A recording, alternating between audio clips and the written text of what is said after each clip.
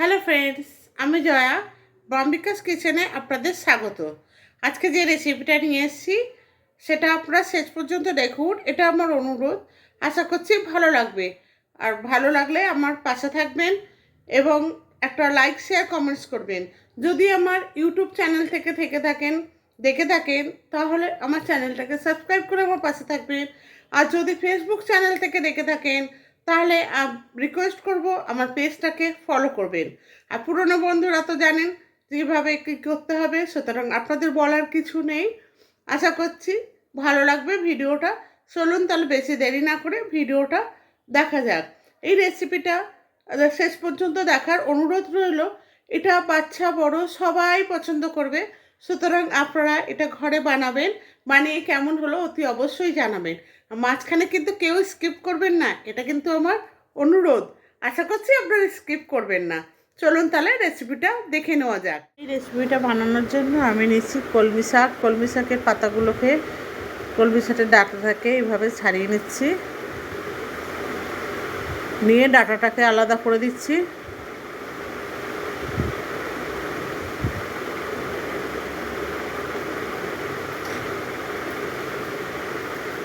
পাতাগুলো আলাদা এবং ডাঁটাগুলো আলাদা করে আমি ছাড়িয়ে নিচ্ছি।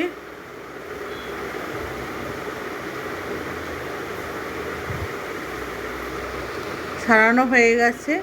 এবার আমি এখানে 1 চিমটে আদা নিয়েছি, আদাটাকে আমি গ্রেট করে নিচ্ছি। 1 টুকরো মতো আদা নিয়েছি, আদাটা গ্রেট করা হয়ে গেছে। সামান্য একটু আদা নিয়েছি। এবার কলমি শাকের ডাঁটাগুলোকে আমি একটু লম্বা লম্বা করে কেটে নেব।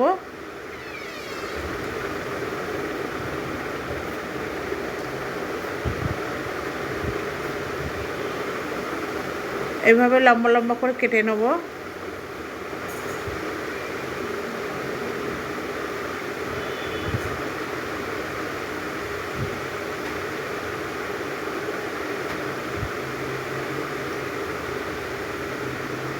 সব ডাঁটাগুলো আমি কেটে নিচ্ছি।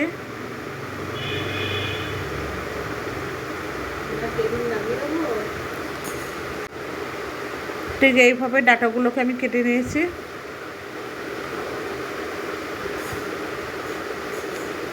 এবার ওভেনে একটা কুকার বসিয়েছি। কুকারটা গ্যাসটা অন করে কুকারটা বসিয়ে দিয়েছি।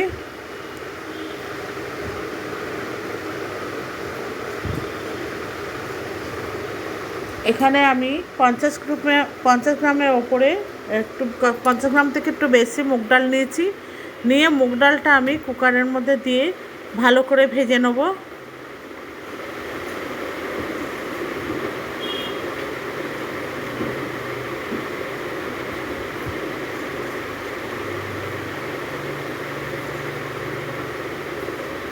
নেড়ে চেড়ে আমি ভালো করে ভেজে নিচ্ছি।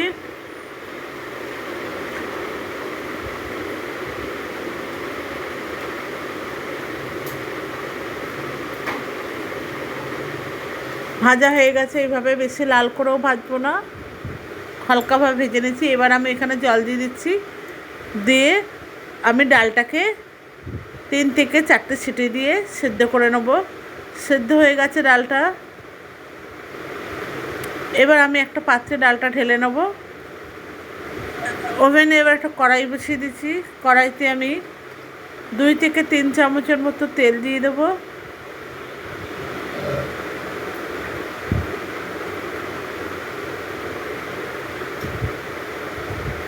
তেলটা গরম হতে দিয়েছি।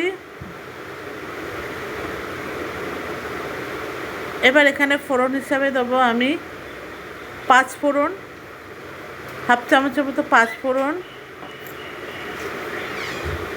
আর একটা শুকনো লঙ্কা টুকরো করে দিয়ে দেবো।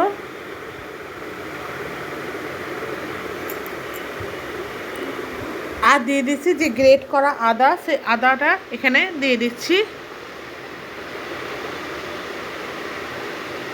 দিয়ে আমি হালকা করে ভেজে নেব। এবার আমি এখানে আদাটাও দিয়ে দেবো।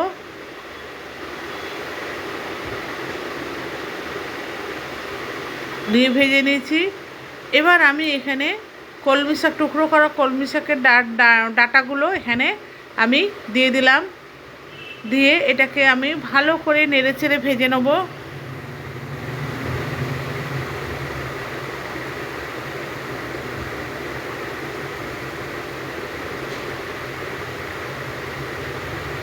ভালো করে নেড়েচেড়ে ভেজে নিচ্ছি। নতুন বন্ধু যদি কেউ থেকে থাকেন আমার চ্যানেলে, তাহলে তারা যদি আমার চ্যানেলটাকে সাবস্ক্রাইব না করে থাকেন, তাহলে তাদেরকে অনুরোধ করছি আমার চ্যানেলটাকে সাবস্ক্রাইব করে আমার পাশে থাকবেন। আর পাশে থাকা বেল আইকনটা অতি অবশ্যই প্রেস করবেন, কারণ আমি যখন কোনো ভিডিও আপলোড করব সবার প্রথম আপনাদের কাছে পৌঁছায়। এবার এখানে আমি হলুদ গুঁড়ো আর লঙ্কা, দুটো কাঁচা লঙ্কা দিয়ে দিয়েছি। আর দিয়ে দিচ্ছি স্বাদ মতো লবণ।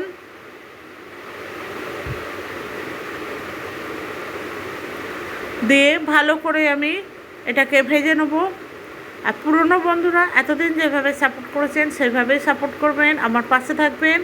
ফেসবুক পেজ থেকে যদি কেউ দেখে থাকেন তাহলে তাদেরকে অনুরোধ করব ফেসবুক পেজটাকে ফলো করে আমার পাশে থাকবেন। বন্ধুরা কেউ স্কিপ করে দেখবেন না প্লিজ। এটা আমার ভাজা হয়ে গেছে একদম। এবার আমি এখানে যে ডালটা, মুগ ডালটা বয়েল করে রেখেছিলাম, সেই মুগ ডালটা আমি এখানে অ্যাড করে দেবো।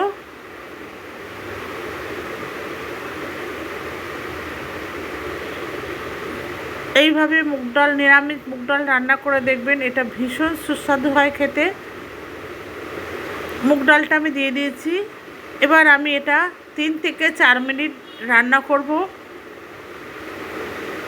এটা হয়ে গেছে আমার ডালটা তৈরি করা। এবার এটা ডাঁটাগুলোও সেদ্ধ হয়ে গেছে। বন্ধুরা আজকে এই পর্যন্ত, আবার দেখা হবে অন্য একটা রেসিপিতে।